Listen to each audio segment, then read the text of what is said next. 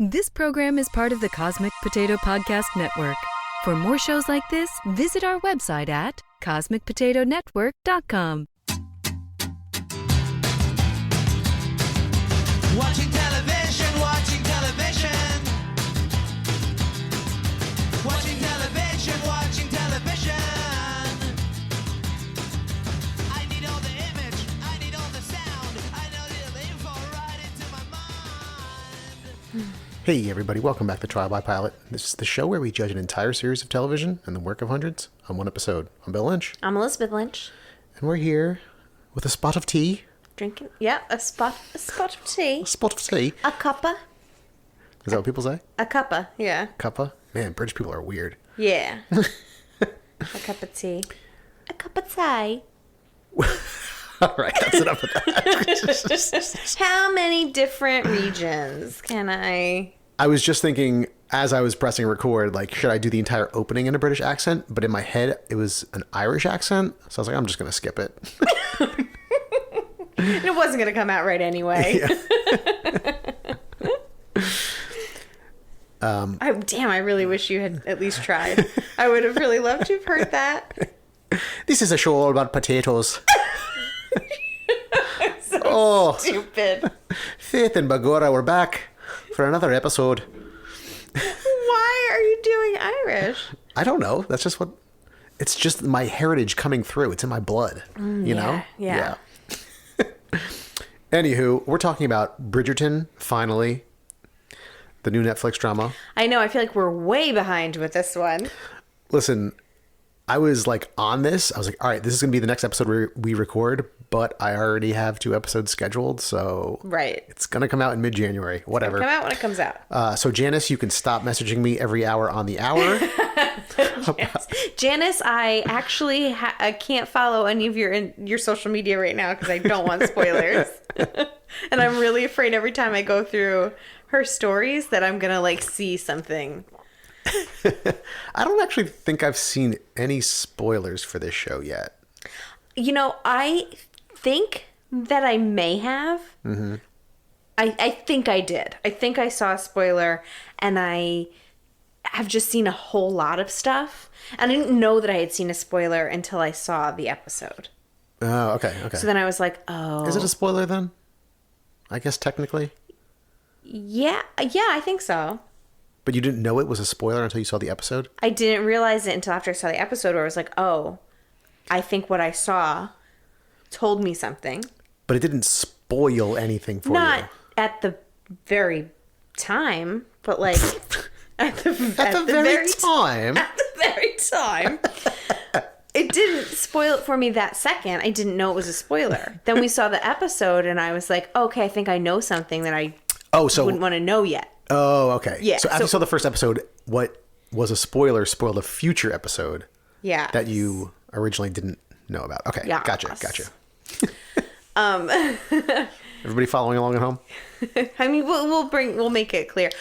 I don't know because I've only seen the one episode, so maybe it wasn't. I just think that I've been careful. Anytime I see anything with Bridgerton, I just skip. Yeah.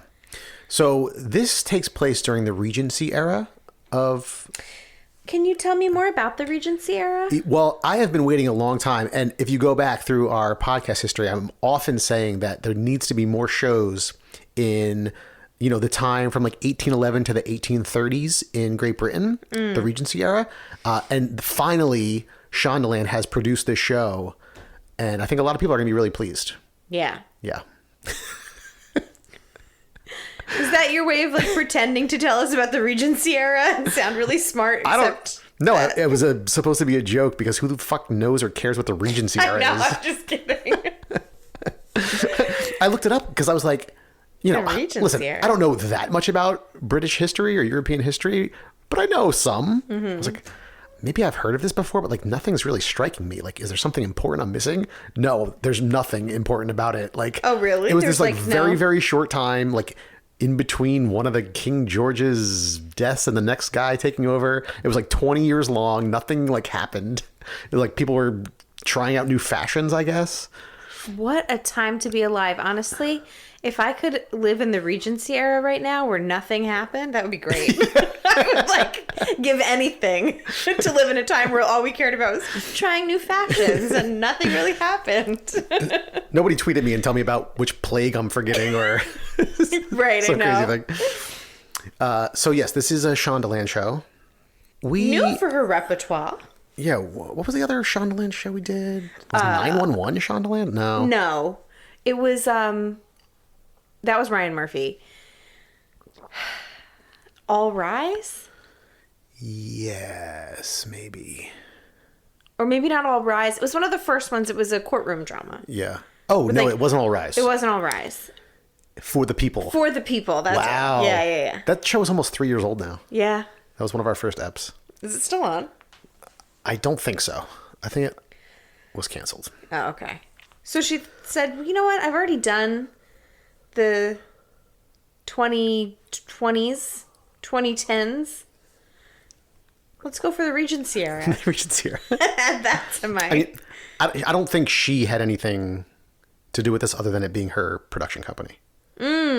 Okay, that makes a little more sense. Yeah.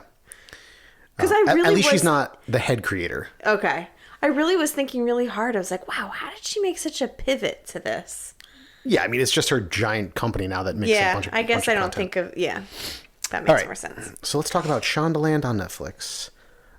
We started in 1813, and it's the beginning of the London social season. And two families are getting ready to head to the castle. I didn't realize this at the time, but they were literally going to see the Queen of England.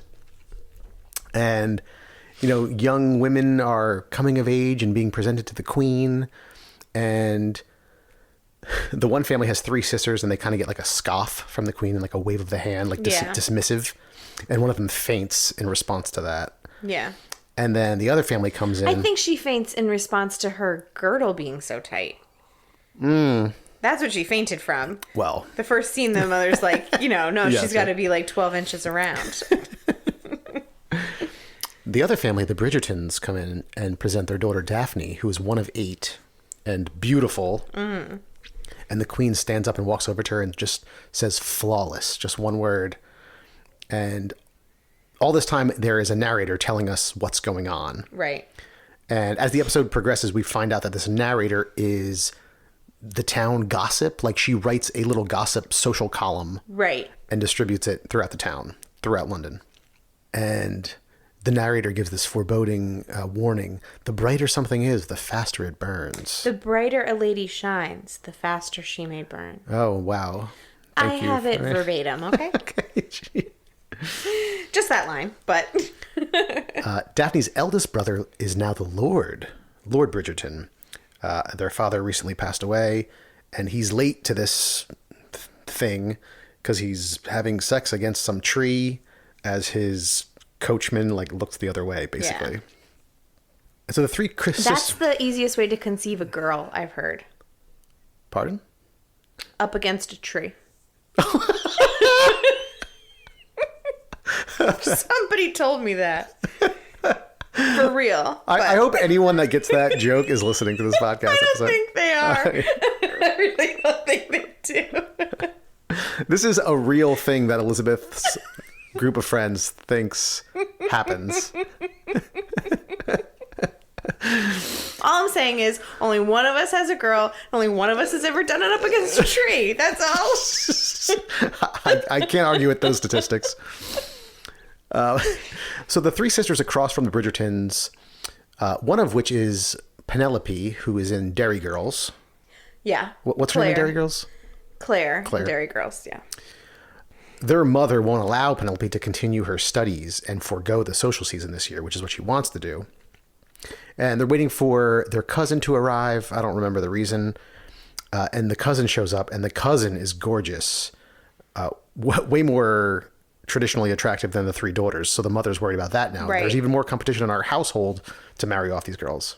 It's funny because they're talking about it, so there's like a lot of lead up to this cousin coming in. And Bill says to me, he's like, well, of course she's going to be beautiful.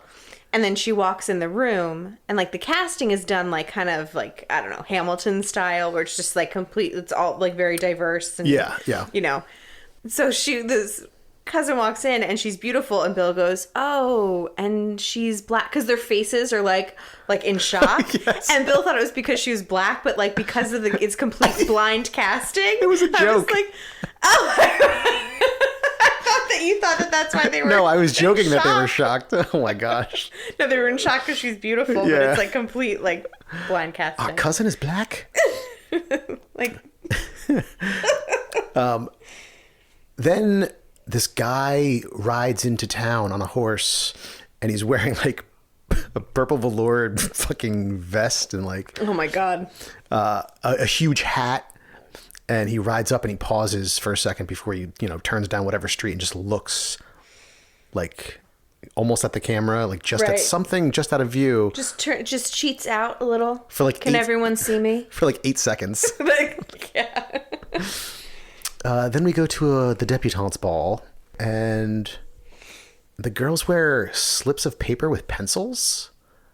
Wait, they were? Yeah. I can't Oh, I remember what it think I was now. missed that. Like they were Didn't realize that's what it was. They were either writing something down from suitors or they were giving something to suitors. Like they have a certain number of pieces of paper that they can hand out. Something along those lines. Oh, okay. Some like weird tradition. God, what a weird.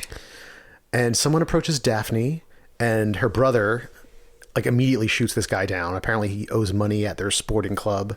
He's like, no one that owes money is good enough for my Right. sister. And eventually Daphne breaks away from her brother, gets a lemonade, and starts to get accosted by this like creepy guy who's slightly older but looks much older. Right. And she like gets away from him, but as he's going after her, we get a slow-mo bump of her and this guy that rode into town, the Duke of Hastings. And every girl is bothering him because he's wealthy and attractive and single. Mm-hmm. And so when And Daphne's has the like, title of Duke. right. And so he doesn't believe it when Daphne's like, I don't know who you are. What is your name? And he's like, sure. What's my Yeah. name? But then her brother comes over, and her brother and the Duke went to Oxford together, so they're old friends. And so she makes some joke implying that like she's sure he's not civilized if he hung out with her brother, because apparently, he was probably off having Right. sex with whoever. And He's stupping an opera singer right now. yes. And so when gentlemen come calling the next day, everyone is going to this cousin's house across the street instead of seeing Daphne. So she has now stolen all of the attention from the whole town, Right. basically. Now, hold on. Can I just backtrack a little bit? Do you remember what song was playing during this ball? Oh, shit. I didn't write it down because I knew you did. I did. So it's I'm like, gosh, what is that beautiful? It's like all like string quartet, like lots of cello, and I'm like, what is this? I know it. And they were playing "Thank You Next," Ariana Grande.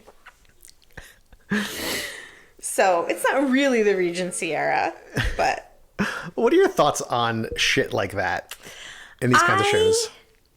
don't know. I don't like it. I think it's a little shticky. Yeah. I think it's a little heavy-handed. Yes. I also think it's a little fun. Like it was perfect in this scene. I was like, "Oh my god, what a great song for this." Thank you. Next. Like, come on, it's great for this. But it was like, I don't know, maybe we can get into this more when we get into the like Yeah. I think it just screams like, please like me, 17-year-old girls. Yeah, I think that there were a couple things about this show. Like I have mixed feelings. I don't want to but Yeah. it's a little try hard. And there are a few things in this show that I felt were a little Yeah. try hard. All right, we'll But we'll talk get about it into more at that the later. end. So some other callers do show up, but the brother keeps scaring them away. And Lady Whistledown, which is the name of the local gossip, her musings arrive, letting everyone know that, the brother keeps turning these people away. And like now there's not that many people going to Daphne's house.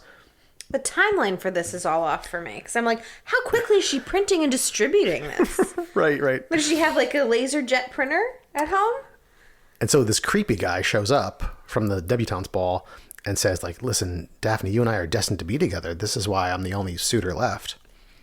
And Daphne's mother and the Duke of Hastings, I think mother or relative. Mother or aunt? I couldn't really tell. They plot to change this narrative that Whistledown has been writing about. And so they get the Duke to come over to the Bridgertons for dinner. And they sit the two together, of course, but the two of them have this exchange where they're like insulting each other. And then they like literally say, I have no interest in pursuing you, and I none in you. Mm-hmm. Like they're just laying it on so heavy-handed. I know. The eldest brother warns their mother not to like continue with this matchmaking thing because he knows the Duke and he's no good for her. Mm-hmm. And they get into this argument about his duties since he is now the Lord and refuses to marry and sire an heir. Mm-hmm. He's leaving that to his brothers because he's off with this actress or a singer. Right. I think an opera singer is both an actress and a singer. Okay, fair enough, yes. And so in the next scene, he breaks up with this woman. Sienna. So we get one scene of them together where he says, I'll never leave you. I'll never do anything to hurt you. I'll always protect you. Like that. And then we don't see her again. And then the next scene, he breaks up with her. And she says, remember when you said that in the last scene we were in? Wait, am I missing pages? So he tells his sister at the next ball that she has to marry this doofy guy. He's the only one left. And she's like, absolutely not. She storms off. But as she's like walking in these gardens, the doofy guy finds her. Doofy, creepy. He was like a bunch of negative. He was all of the above. Yeah. And he like grabs her aggressively, upset that she says they're never going to marry, just as the Duke of Hastings is turning a corner and sees her. And he starts running to her aid. But my girl Daphne doesn't need no man to save her. Right. And she punches this dude in the face and knocks him out. Right. And so, which obviously they were gonna do. Like, Yeah, oh, of course. thanks for coming, for being like they want to view him as like, oh, he's such a great guy, but she doesn't need saving, so she's got an awesome right hook. yeah. You know? I mean, I appreciate it. I also saw it coming from a mile away. Exactly, yeah. And so the two of them start talking, and Hastings forms a plan. They'll pretend to be an item. Their families will leave them alone. She'll appear desirable to the other suitors. And Lady Whistledown falls for it and writes about this, that they're together just as they planned. But she says she'll get to the bottom of the circumstances of their courtship because something just doesn't seem right. As if this anonymous woman who wasn't there would have any clue. Right. But the best part was the doofy guy is lying right there as they're discussing this plan, and he is not unconscious. Right. So Because he's heard everything. after she knocks him down, at some point he like says something. He like proposes to her again, like from the ground. And then they form the plan while he's lying there. So like he heard the plan. I did not notice that. Maybe he is Lady Whistledown. Oh. All right, spoilers, guys. So I've uncovered the big mystery of the show. Maybe he... Oh, that plays, because then he made it seem like no one wanted her. Yeah. Meanwhile, the attractive cousin next door is not at this party for some reason. Mm-hmm. And we keep seeing scenes of her with her sheets. She like wakes up and looks at her sheets and seems shocked. And then like whoever's doing the laundry seems shocked and brings it to the mother. So I'm like, did she have her period? Why would that be a big deal? She's like, a teenage girl. And finally, the aunt storms in and she hasn't had her period in over a month. So they were like waiting. And I guess now it's been 4 weeks. You know, it's so crazy to me. I was like, why? Like, how would you ever notice that? But it just like highlights, I'm guessing that this is actually a thing that like people in the house like monitored the sheets of fertile women. Listen, we're talking about the Regency era here. We're talking about the Regency. But it's just so crazy how much control, like, I could, like, if I wanted to, like, in my life, wanted to hide anything, like, my parents never would have needed to know any of that, right? Different time. I had pads and all that shit. But I'm just saying, like, it's so crazy, like, the like, how much control, young girls are under. So this girl stands up to her aunt and, criticizes her for being so privileged and out of touch. She never wanted to come here anyway, and the aunt slaps her. I'm sure there's more to that story. She was raped or something really dramatic. Or, like, her uncle. I don't know. They kept panning to, like, the father a little bit too much. Yeah. Where, like, he was, like, watching. Like, I don't know. I don't know. certainly more to that story. I Than mean, we've maybe seen. he feels protective over her in some way, but also maybe he's being a creep. Yeah. And that was the end of the first episode to Bridgerton on Netflix. Can I say something before we really go on? You have just such a lovely speaking voice. There were like times in there where I was like, I wonder if he'd ever consider doing voiceovers. Wow, thanks for noticing that 148 episodes into our podcast. No, there was something just a little bit smoother. I don't know. Well, I'm trying to do my... Maybe it's the tea. it's the Maybe tea. it's the tea. My throat is lubricated. I've got lemon and honey. Honey. So, what did you think of Bridgerton? So, I feel a few different ways about it. I felt like there was so much, like, spectacle as far as, the scenes, the large, like, party scenes, the dances, choreographed dances, the costumes, the Yes. colors, everything. It was like, am I watching a Baz Luhrmann film? Like, at some points, again, with, like, the updated music and, I love Moulin Rouge. And they do that with, like, that music and that, too. Like, Sure. so there's a place for it. But there was I wasn't 100% sure how I felt about it. I also wasn't 100% sure how I felt about the story or how it will even progress. Like, do I care? I Right. don't know. But there is so much hype and so much buzz around this show, at least in my bubble of the internet, of like the people that I follow and their constant posting about it, updates and obsessions about it and all the memes. And I'm like, should I find out? Like, will I care about it? And did I just think that maybe the pilot wasn't amazing? It was good, but not amazing. And maybe I should continue. Yeah. Or is it something that's just not going to interest me? And there are a lot of things that people love that I'm just like not that into. I never watched Grey's Anatomy and I never watched whatever other like Shonda shows. So I don't know. Was that Shonda Rhimes? Grey's Anatomy? Yeah, I think that was her first show. Interesting. Yeah, I'll just echo what you said about like the costumes and the scenes. I wrote down both of those things specifically because I mean everything was so over the top. Every single character had like one guy would walk by in like a bright baby blue suit, and the next woman would have a bright yellow dress, and the next woman that walked by would have a deep purple dress, and then maroon, and then bright green. Like everything was so out there. It's like modernizing it, but also not.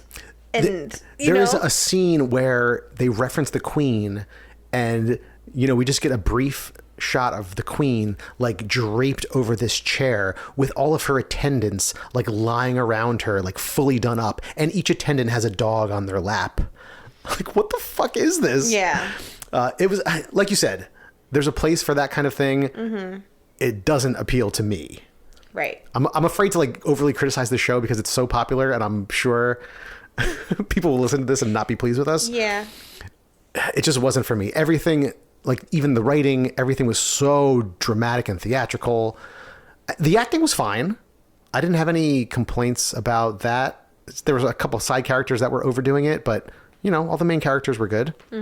But in addition to all that, everything was so predictable. Everything was exactly as you would expect it to be. Every pair of interactions with the main characters is exactly what I thought was going to happen with all the main characters.